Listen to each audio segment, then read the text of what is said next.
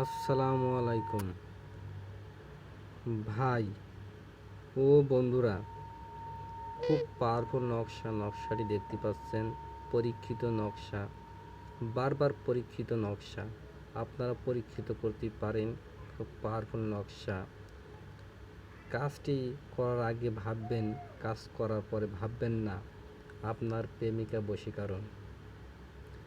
আপনার প্রেমিকা যে প্রান্তেই থাকুক না কেন, আপনার প্রেমিকা আপনার কাছে ছুটে আসতে বাধ্য।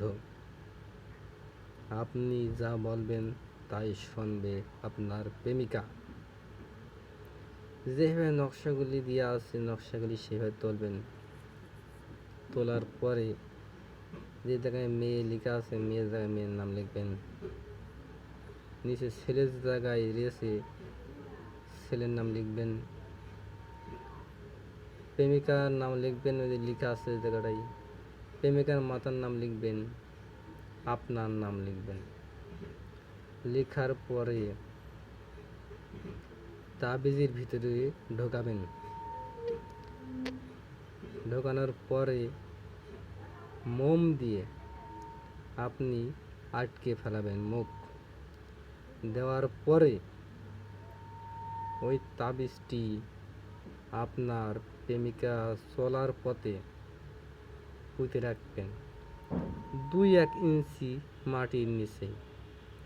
যাতায়াত করবে যেই পথে, দেখবেন যাতায়াত করার মুহূর্তে যখন আপনার প্রেমিকা পা পড়ছে তাবিজের ওপর, আপনার প্রেমিকা এমন আগ্রহ হবে, এমন আকৃষ্ট হবে, আপনার ছাড়া সে কাউকে চিনবে না। সব কিছু আপনার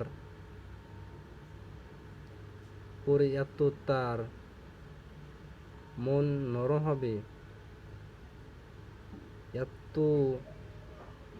মন নরম হয়ে আপনার কাছে ছুটে আসবে, আপনার ছাড়া কারো চিনবে না। সারা জীবন আপনার গোলাম হয়ে থাকবে। আপনি যা বলবেন তাই শুনবে। খুব পাওয়ারফুল নকশাটি দেখছেন ভাই। নতুন নতুন ভিডিও পেতে আপনি লাইক করবেন।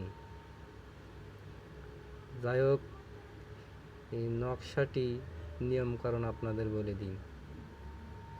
শনিবারে, মঙ্গলবারে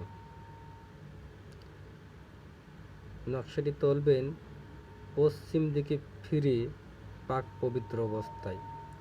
যখন আমলটি করবেন আপনার পাশে কোনো মহিলা রাখবেন না, কোনো লোক রাখবেন না। পাক পবিত্র জায়গায় আপনি একাই নকশাটি তুলবেন। তোলার পরে তাবিজের ভিতর ঢুকে প্রেমিকার রাস্তার 2-1 ইঞ্চি মাটির ভিতরে পুঁতবেন। পোতার পরে 2 থেকে 1 ঘন্টার ভিতরে আপনি কিছু বুঝতে পারবেন। আপনার সাকসেসফুল হবে। 1 সপ্তাহের ভিতরে আপনার কাছে পাগলা কুত্তার মতন ছুটে আসবে। খুব পরীক্ষিত নকশাটি দেখতে পাচ্ছেন। আপনার প্রেমিকা সারা জীবনের মতন আপনার বশীকরণ হয়ে থাকবে।